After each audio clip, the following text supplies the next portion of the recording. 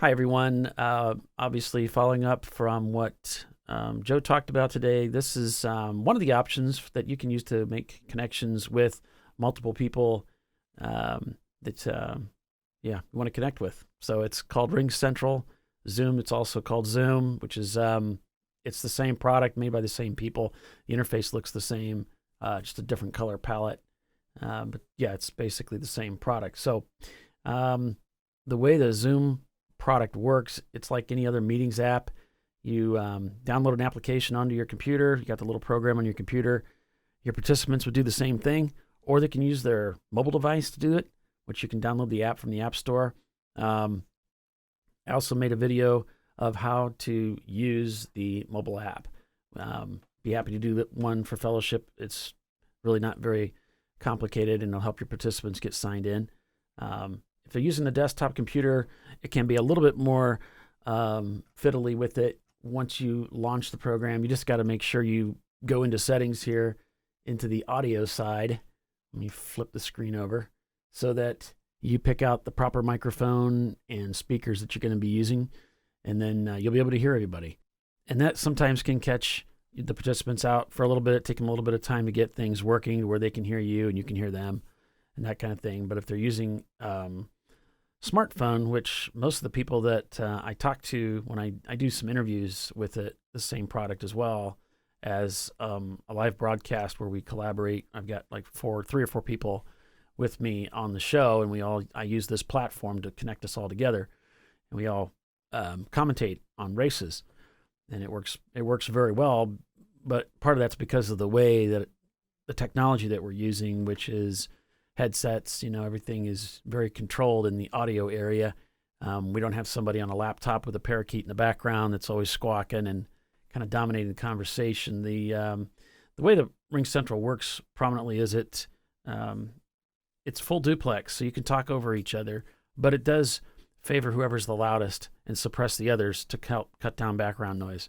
So that can be a problem if somebody else is actually louder than you. Fortunately, as the host, you can control. A little box comes up. You can see everybody, and you can control their microphones. You can mute everybody. You can ask your participants to mute themselves and only unmute themselves when they have something to say, so they can all hear you as you're doing your teaching or instruction. There is also a video interface, so they can log in with their cameras, so you can see them. Other people would be able to see what's on those cameras as well, or you can ask them to turn off the video. You can control that yourself. You can also pass off that control to another person to be a host. So if you want to pass it off between yourself as leaders in the midst of a meeting, you can do that. You can share your desktop screen. So if you want to do like a PowerPoint or something like that and still be able to comment, you can create a chat situation where they can chat, and you can record it. So you could always go back and replay that for other people to see it, maybe post it up on YouTube or something like that if you wanted to do that. So there's a lot of options, a lot of features to it. I'm going to post in this email a link to a fellow that went into exhaustive detail of all the features and the options and stuff. So if you do decide to use it, you can always watch that if you want to get some details. Maybe if that's not your thing, you can just ask me and I can help you set it up. You definitely want to experiment with it a little bit, get accustomed to how everything works, so that when the time comes to hold your meeting, you're practiced well enough that yes, you know how to get signed into it, and you know how to be able to use it without too many problems, really. Basically, the way it works is when you launch the application on your computer, you'll get this control panel. And here, you can go ahead and just start a meeting out of the blue if you want, and then ask somebody, to join using an ID code, or you can join into a meeting. So for this, you don't need an account. And this is what your participants would be using, assuming, they want to join you. They would just download the application, say onto their laptop, click on join, and then they'll be able to join into the meeting once it's live. And of course, once you've provided them with the ID code that's necessary. After you create the event, you can do it in the scheduling here and give it the time, date, the duration. The rest of these you can leave default. And when you hit schedule through Google Calendar, it will bring up your Google Calendar.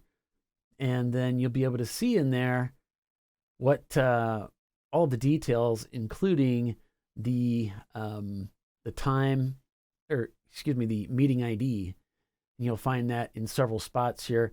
This is the email, essentially, a message that would be going out to everybody. So in here you can invite guests and then email that off to everybody so that they get that invitation. And there's, again, a couple different ways they can get signed in to see the meeting. But once they have the application on their phone, per se, then they'll get very accustomed to it. And so they'll basically just want to know what the meeting ID is.